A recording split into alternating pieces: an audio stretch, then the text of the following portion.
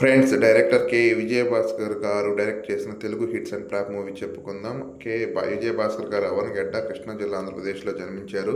First movie direct చేసింది ప్రార్థన 1991, flop movie 1999, స్వయంవరం సూపర్ హిట్ మూవీ, 2000 నువ్వే కావాలి ఇండస్ట్రీ హిట్, 2001 నువ్వు నాకు నచ్చావు ఇండస్ట్రీ హిట్, 2002 నాగార్జున గారితో చేశారు Manmadhudu blockbuster hit movie, 2004 Malliswari Venkatesh గారితో చేశారు blockbuster hit movie, 2005 Chiranjeevi గారితో చేశారు జై చిరంజీవ యావరేజ్ మూవీ, 2007 సుమంత్ గారితో చేశారు క్లాస్మేట్స్ ఫ్లాప్ మూవీ, 2008 భలే దొంగలు average movie, 2011 Prema Kavali movie super hit movie, 2013 Masala Venkatesh గారితో చేశారు average movie, 2023 Jilebi flop movie, 2024 Usha Parinayam flop movie.